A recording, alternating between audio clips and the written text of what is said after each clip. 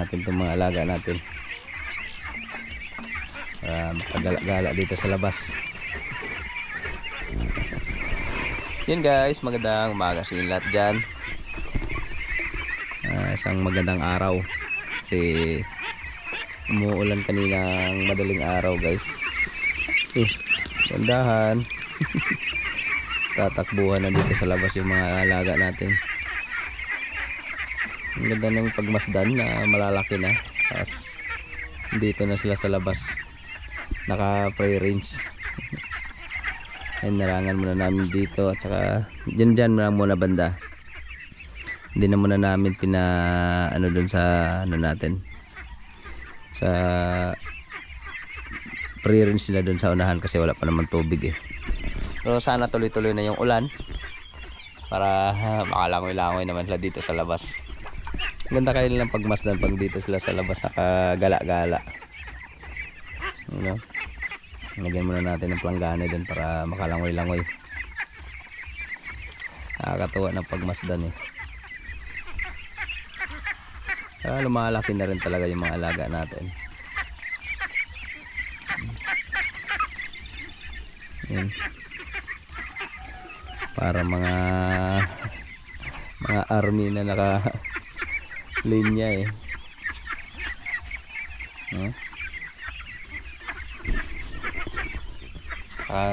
meron tayong din dito. Dumating na yung 100 piraso na natin. Mga alagang bibi din, maliliit. Yun Bali 100 piraso din to. Yung in-order ko sa pinsan ko guys. Kinuha namin to nung isang araw.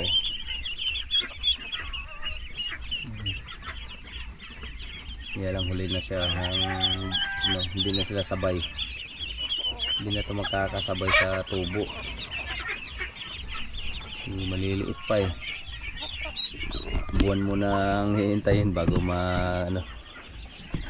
mapakawalan din. Pero din na sila magkakaano. Ewan ko lang kung masasabay pa ba dito sa mga malalaki.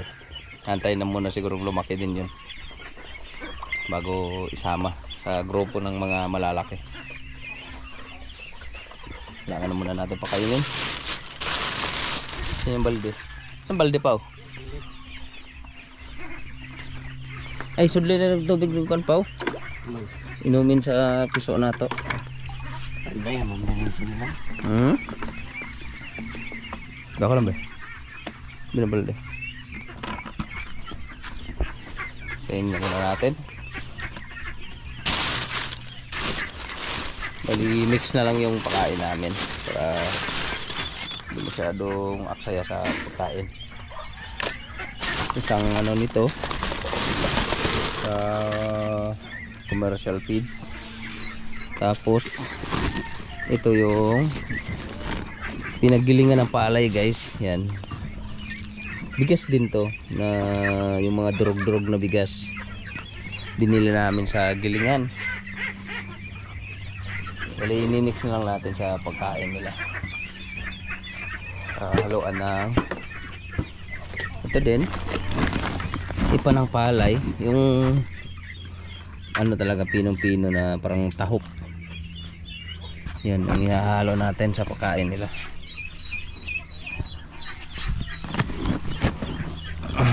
Yan.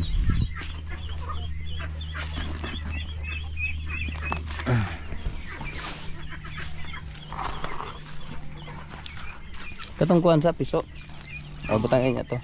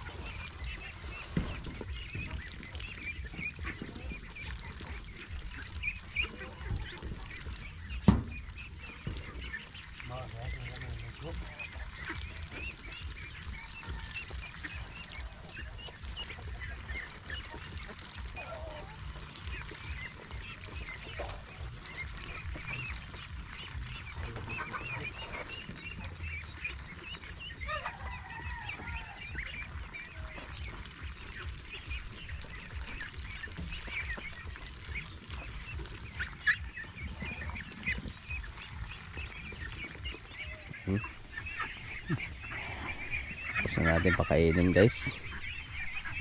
Iyanan muna natin sila dito sa labas para masanay makakain-kain dito sa mga damo-damo natin. Saka ko na yan pakakawalan pag may ano na tubig na dito sa palayan. Saglit lang naman yung ulan hindi pa tuon ng tubig. Pag tuloy-tuloy na yung ulan, pwede na natin yan palabasin dito para makalangoy-langoy pag may tubig na. Salamat sa Lord, binigyan na tayo ng ulan. Hindi na masyadong mainit siguro mamaya kung baka uulan pa mamaya Di ako ng tubig pa ibangan na lang na, okay na siguro na. I-off na napuno na pa. Tagak, matagak.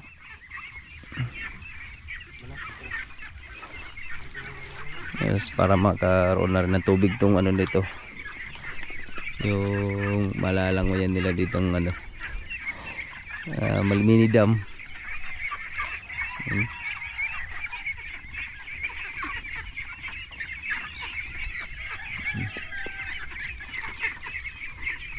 Yes, maganda taniman din ng dito guys. Saging para sa tanghali, hindi masyadong mainit. Meron silang masisilungan dito sa labas.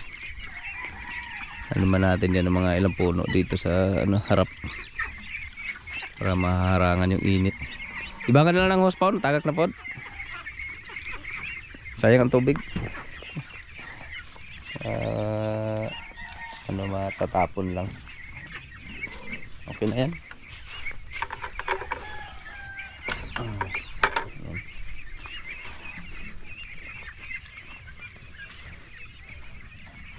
Cute talaga pagmasdan.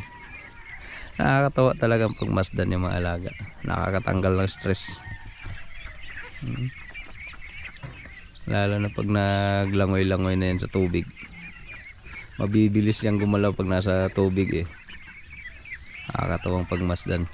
Pag nakasisid, nanguhuli ng mga kuhol.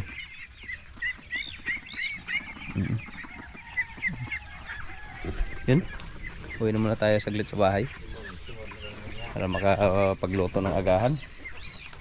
Si mamaya punta kami ng Talibon. Doon kila ate kalimutan ko. Makakalimutin talaga. Ate Jody ba yun? At basta yun yung pinuntahan natin dati nung nakarang 2 taon, I think. Nung nakarang 2 taon ba yun? Nung winairingan namin ni Ken na bahay. Yun.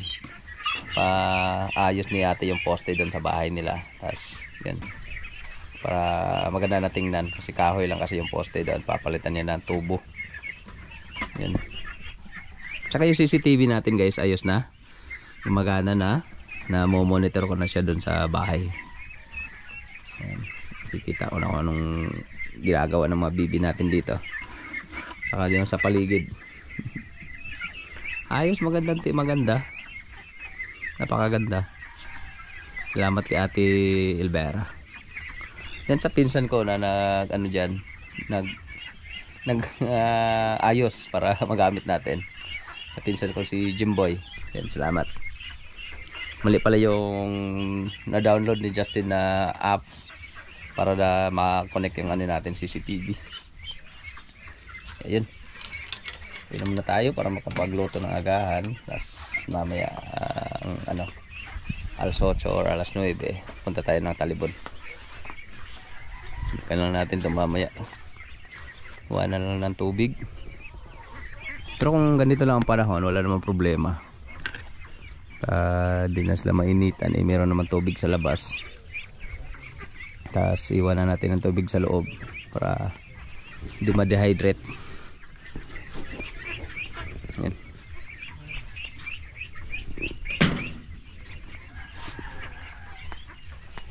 Kana napay tubig diha.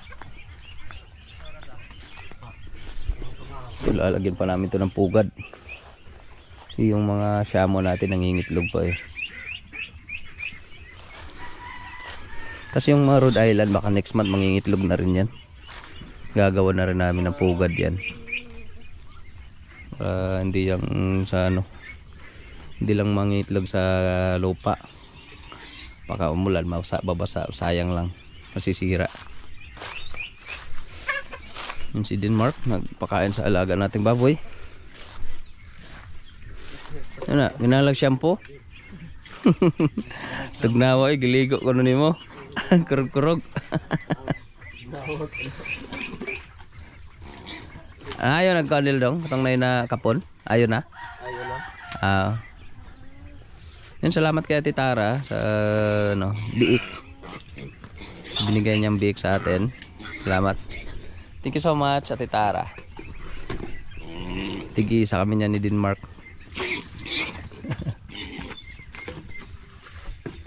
Yan na, ang ganda ng pagmasda ng ano ni Yoyo dito. Garden na naulanan, nabubuhay. Sisigla na. Ang dami pa namang ano, tanim na siling espada, saka siling atsyal. Nalipan yung tanong, kaliwan. Ganda na nga pagmasdan na inulan. Namatay na ito lang. Lumasan. Sana tuloy-tuloy na nga yung ulan para makapag ano na rin, pagtanim. Makapag-umpisa na rin ulit tayo sa pag-garden. Yan. Kasuhin naman na natin yung gawain sa bahay.